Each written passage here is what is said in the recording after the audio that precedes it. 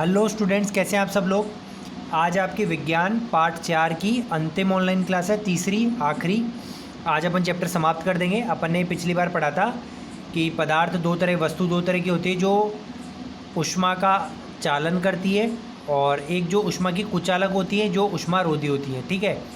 और अपन ने आगे लास्ट में छोड़ा था कि जल और वायु भी ऊष्मा के कुचालक है, यानी ऊष्मा को एक जगह से दूसरी जगह जाने नहीं देते। तो फिर उसमें गर्मी कैसे, ऊष्मा कैसे पास होती है, तो उसके लिए अपन ये क्रियाकलाप पढ़ेंगे। देखो मैं समझा देता हूँ क्या क्रियाकलाप है। कि आपको एक फ्लास्क लेना है, उसमें 3/4 पानी भर देना है।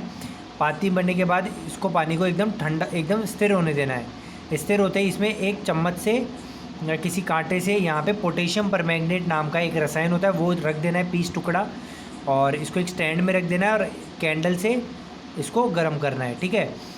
अब जैसे ही आप गर्म करोगे तो क्या होगा कि यहाँ का पानी गर्म होगा, और गर्म पानी होते ऊपर जाएगा, ऊपर जाएगा तो इधर का साइड होगा, ठंडा पानी कहाँ आ जाएगा, यहाँ पे आ जाएगा। फिर वो गर्म होगा, वो ऊपर जाएगा, फिर साइड होगा, ठंडा पानी यहाँ पे आ जाएगा।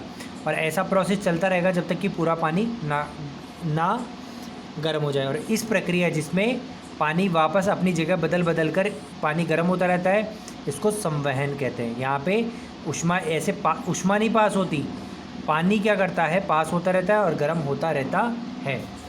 तो अपन पढ़ेंगे यहाँ से, जब जल को गर्म करते हैं तो ज्वाला के पास का जल गर्म हो जाता है। ज्वाला के पास जो यहाँ पे जल है ना, ये गर्म हो जाता है। ठीक है। जब जल को ये हो गया, गर्म जल ऊपर उठता है, इस गर्म जल के आसपास का ठंडा जल उसका स्थान लेने के लिए आ जाता है। लेने के लिए आ जाता है। फिर यह जल भी गर्म होकर ऊपर उठता है और आसपास के जल फिर इसका स्थान पर चला जाता है। तो जो मैंने आपको समझाया अभी वही प्रक्रिया बता रहे हैं यहाँ पे। इस प्रक्रिया में तब तक चलती रहती है जब तक कि सारा जल गर्म ना हो जाए। ऊष्मा स्थानांतरण की इस विधि को संवहन कहते हैं। तो जल में ऊष्मा किस तरीके से जाती है, संवहन। और ठोस पदार्थों में कैसे जाती थी, कंडक्शन, जिसको अपन बोलते थे चालन। वायु में ऊष्मा का स्थानांतरण किस प्रकार होता है, धुआं किस दिशा में जाता है। तो वायु में कैसे होता है, तो वायु में भी संवहन से ही स्थानांतरण, ऊष्मा का स्थानांतरण होता है। ऊष्मा स्रोत के पास की वायु गर्म होकर ऊपर उठती है। तो जैसे अभी पानी ऊपर उठ रहा था ना, तो वैसे कोई कहीं पे भी अगर गर्मी है तो वहाँ की वायु गर्म होकर ऊपर चली जाएगी और साइड की वायु वहाँ पे गर्म होने के लिए आ जाएगी। इस प्रकार ये वायु भी गर्म हो जाती है। ये प्रक्रिया चलती रहती है। और अपन एक क्रियाकलाप अभी मैं आपको समझाऊंगा, उससे भी अपन इसको समझेंगे। तो देखिए क्रियाकलाप में क्या समझाया गया है कि जब अपन एक मोमबत्ती लेंगे, एक हाथ ऊपर रख देंगे और एक हाथ साइड में, तो हमें कौन सा हाथ में ज़्यादा गर्मी महसूस होगी, ऊपर वाली। क्यों? क्योंकि यहाँ वाली हवा गर्म होकर कहाँ जाएगी, ऊपर। लेकिन साइड में से ठंडी हवा आ रही होगी तो यहाँ पे अपन को कम गर्म महसूस होगा और यहाँ पे ज़्यादा। तो ये भी संवहन ही हो रहा है। संवहन में क्या हो रही है, हवा गर्म होकर ऊपर जा रही है और साइड की हवा यहाँ पे गर्म होकर फिर वो ऊपर जा रही है। तो इस तरीके से संवहन के द्वारा ऊष्मा का स्थानांतरण जल में भी होता है और वायु में भी होता है। ठीक है। चलिए आगे बढ़ते हैं।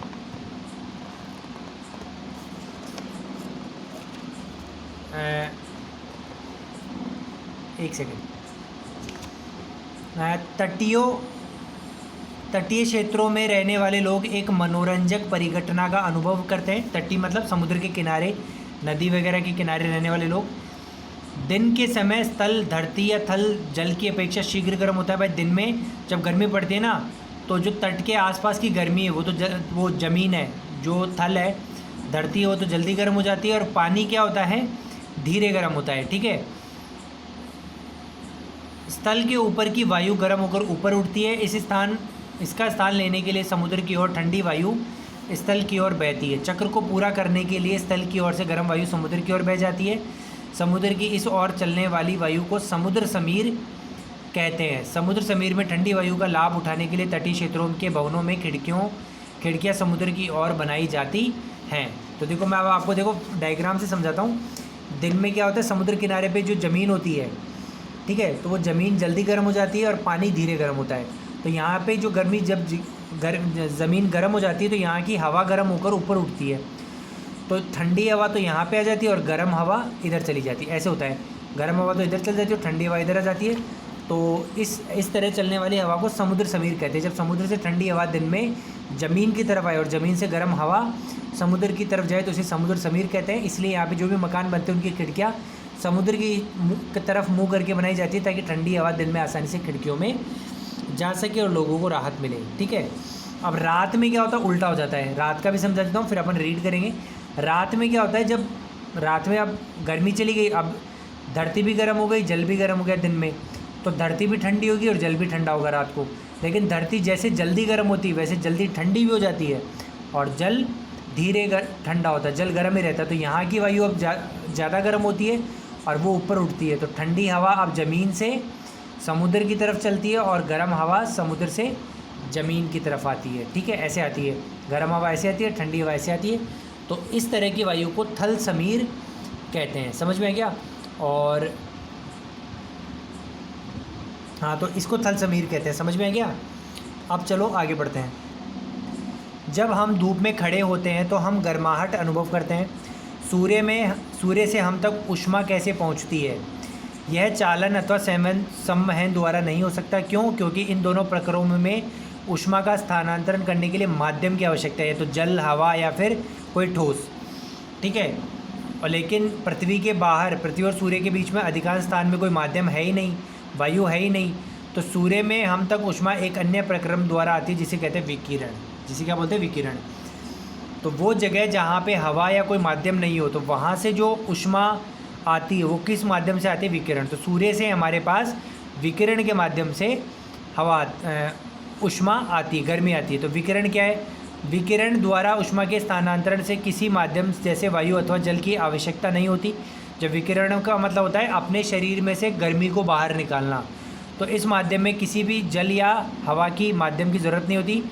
माध्यम विद्यमान हो या ना हो, विकिरण द्वारा ऊष्मा का स्थानांतरण हो सकता है। जब हम किसी तापक हीटर के सामने बैठे होते हैं तो इस प्रक्रम के द्वारा ही ऊष्मा प्राप्त होती है। जो घरों में सर्दियों के टाइम पे हीटर लगाए जाते हैं ना, तो वो हीटर विकिरण के माध्यम से ही क्या करते हैं? ऊष्मा बाहर छोड़ते हैं।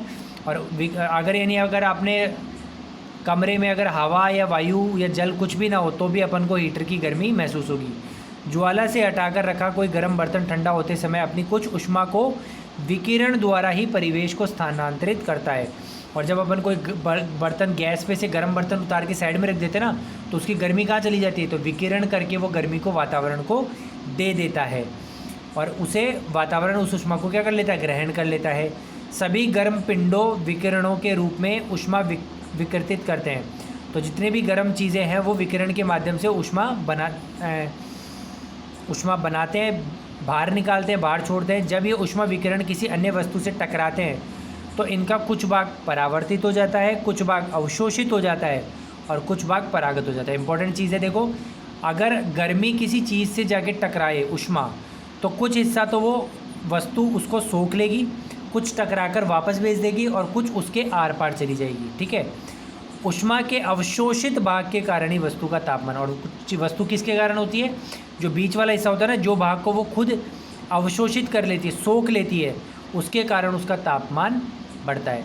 और पूरा का पूरा हिस्सा नहीं सोखती। अगर अपन सूर्य के पूरे की पूरी गर्मी को अगर अपना शरीर सोखने लग जाए ना, तो अपन जल के राख हो जाए। लेकिन कुछ हिस्सा अपना शरीर सोख लेता है, कुछ वापस परावर्तित कर देता है, वातावरण में भेज देता है, और कुछ अपने आर पार चली जाती है। धूप में बाहर जाते समय आपको छाते का उपयोग करने का परामर्श क्यों करते हैं? ताकि छाते के ऊपर जब आए तो कुछ हिस्सा तो अवशोषित कर ले, छाता गर्म हो जाएगा, और कुछ हिस्सा वो परावर्तित करके बाहर भेज दे, और थोड़ा बहुत हिस्सा आर पार होकर अपन को आ जाता है। इसलिए थोड़ी बहुत गर्मी छाया में भी अपन को लगती है। सर्दियों तथा गर्मियों में पहनने वाले वस्त्रों के प्रकार। तो देखो, इसमें अपन को दो क्रियाकलाप दिए गए हैं, मैं समझाता हूँ आपको पूरा अच्छे से। ठीक है, आप दो बर्तन ले लीजिए, दोनों को पानी से भर दीजिए, एक पे काला रंग कर दो और एक पे सफ़ेद रंग कर दो बाहर। अब दोनों को दोपहर की धूप में 1-1 घंटे तक रख दीजिए। ठीक है, तो 1 घंटे बाद आप देखेंगे कि इसका पानी ज़्यादा गर्म हो जाएगा और इसका पानी कम गर्म होगा। क्यों? क्योंकि काला रंग ज़्यादा ऊष्मा को अवशोषित करता है, तो ये सोख लेगा। जो भी सूर्य की रोशनी आएगी, सूर्य से जो ऊष्मा आएगी, गर्मी आएगी, उसको सोखेगा, तो ये पानी ज़्यादा गर्म हो जाएगा। और ये सोखेगा नहीं, ये क्या करेगा? ज़्यादा ऊष्मा को परावर्तित कर देगा, टकरा के वापस वातावरण में भेज देगा, तो ये इसका पानी कम गर्म होगा। ठीक है, तो इसी तरीके से सर्दियों में गर्मियों में हमें काले कपड़े नहीं पहनने चाहिए। क्यों? क्योंकि काले कपड़े क्या करते हैं, ज़्यादा ऊष्मा को अवशोषित कर लेते हैं, और काले कपड़े, सफ़ेद कपड़े जो होते हैं, हल्के रंग के कपड़े होते हैं ना, वो कम अवशोषित करते हैं। इसलिए गर्मियों में हल्के रंग के कपड़े पहनने चाहिए ताकि वो ऊष्मा को कम अवशोषित करे और हमारा शरीर हमको गर्मी ना लगे। और सर्दियों में काले कपड़े पहनने चाहिए। सर्दियों में काले नहीं, वो काले पहनने चाहिए ताकि वो ज़्यादा से ज़्यादा ऊष्मा को अवशोषित करे और हमें गर्मी महसूस हो सर्दियों में। लेकिन गर्मियों में कभी काले कपड़े नहीं पहनने चाहिए और सर्दियों में सफ़ेद कपड़े नहीं पहनने चाहिए, नहीं तो आपको ज़्यादा ठंड लगेगी। ठीक है, तो समझ में आ गया। इसी तरीके से अगर आप मान लो अगला की रेगला आप ये देगा कि आप इन दोनों को छाया में भी रख दो, तो इसने ज़्यादा सोख लिया ना और इसने कम सोखा है, तो ये जल्दी ठंडा हो जाएगा और ये धीरे धीरे ठंडा होगा। तो मैंने जो भी आपको अभी एक्टिविटी दोनों समझाई, इन क्रियाकलापों से ये निष्कर्ष निकाल सकते हैं कि गर्मियों में सफ़ेद या हल्के वस्त्र तथा सर्दियों में गहरे रंग के वस्त्र पहनना अधिक आरामदायक हो। क्यों प्रतीत होता है? गहरे रंग का पृष्ठ अपेक्षाकृत अधिक ऊष्मा अवशोषित करता है, इसलिए सर्दियों में गहरे काले रंग के कपड़े पहनने चाहिए। और हल्के रंग के कपड़े ऊष्मीय विकिरणों के अधिकांश भाग को परावर्तित कर देते हैं, इसलिए गर्मियों में हमें हल्के रंग के वस्त्र अधिक आरामदेह लगते हैं।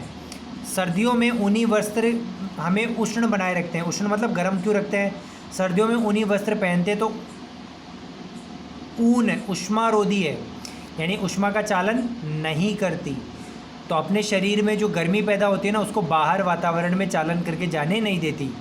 इसके अतिरिक्त ऊन के रेशों के बीच में वायु फंस जाती है, और वायु भी एक ऊष्मा का कुचालक है, इसलिए वायु हमारी शरीर की ऊष्मा को ठंडे परिवेश की ओर विकृत होने से रोकती है। तो हमारे शरीर में जो गर्मी बनती है उसको बाहर नहीं जाने देती हवा मतलब ऊन और ऊन में फंसी हुई हवा, इससे हमें उष्णता गर्मी का एहसास होता है। मान लीजिए सर्दियों में आपको एक मोटे कंबल अथवा एक के ऊपर जुड़े दो पतले कंबलों में से किसी एक को चुनाव करने के लिए कहा जाए, तो आप इसमें से क्या चुनेंगे, क्यों? ठीक है, याद रखिए कि दो कंबलों के बीच में वायु की एक परत भी विद्यमान है।